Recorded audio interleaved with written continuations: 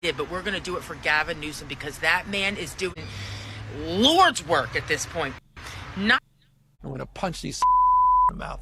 Well, in Chicago is a phenomenon unbeknownst to man, but even Chicago residents are like, "Come on, dude, what the hell? What are you doing?" Because so Obama is like, "Well, we better heed to the climate change because the levels of the water's rising as I buy a bunch of land right there on the coast." You know, they leveled a beautiful park that had lush flowers, beautiful trees, a place for people to gather, just so they could build this monstrosity that looks to me like it's almost like is the Obamas building some kind of bomb shelter? Do they know something we don't know? Is this something like a refuge for like?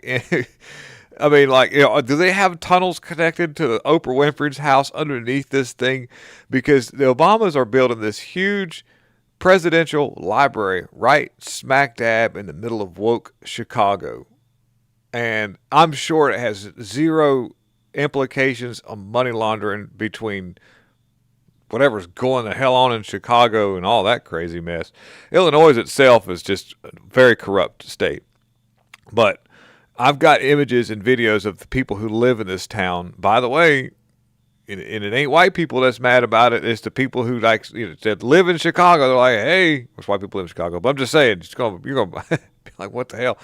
And just a little bit of history about the Obama legacy and the library that's being built. It's like almost $330 million over budget for some reason. It has been plagued with multiple structural failures during the process of building this because they've hired a lot of people that just had no idea what they were doing, and the concrete was breaking. Then there was plagued by lawsuits. It's been just absolutely an eyesore, an atrocity to the Chicago residents who are just like, why? And by the way, too, what will be housed in this presidential library? I did a video on this, a year ago. It'll be nothing but propaganda to try to instill some kind of legacytical historical value to the Obamas, which is completely irrelevant to what they've actually done. It's a huge propaganda event with possible tunnels underneath it connecting to a bunch of pizza places. So let's dig into this. Here's what I'm talking about. Check this out. I found this and I said, man, and here's a man who's going to actually talk about what is going on here. And he's speaking for quite a bit of Chicago residents. They hate this. Looks like a big piece of rock, kind of right in the middle of what used to be Jackson Park, full of like lush flowers, trees, and just beautiful. And all of a sudden here you've got this big monstrosity. It's over budget. It took way too long to build, and it's ugly. It looks like a big piece of... Okay, first of all, first thing comes to mind is, yeah, it's awful. It looks terrible. But what the hell is going on with this thing, man? Look at this. Look at this building. What are they doing? What are you building? This looks like almost like a killdozer. It's just like the thing they put over the killdozer to keep people from, so he could finish his mission out. I mean, I'm just saying, like, I mean, could somebody please give us a price check on aisle 3? And let me show you some other stuff that I ran across. We'll do it in real time. I want to see that lady again. Good God.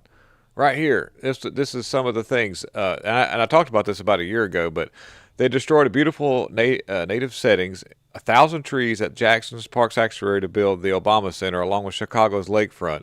An unqualified subcontractor has done subpar concrete work that's cracking up, and millions more are in repairs, possibly a diversity hire screw up. The Obamas would never do that, but the subcontractor, $830 million, is being sued is suing because he says racism. He says racism because the structural design firm said the concrete job was no good.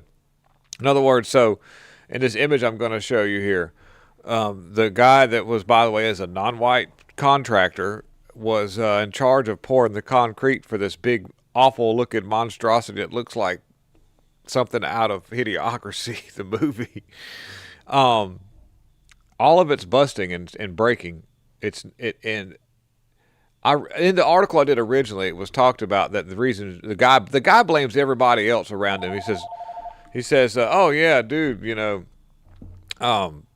it's not my fault. They keep changing, how they're supposed to be doing all this. And really, so he got sued. Now he's suing the other people back, saying, well, the reason why you're suing me is because of black and all this stuff. And it's just way over budget. I want to say that Chicago's possibly been foot the bill for a lot of that stuff. Yeah, and I'd have to look into that a little bit more. But just aside from the fact that the Chicago residents are extremely pissed because they didn't realize it was going to be this big, huge monstrosity of ugliness, it destroyed the natural environment that it's currently setting in.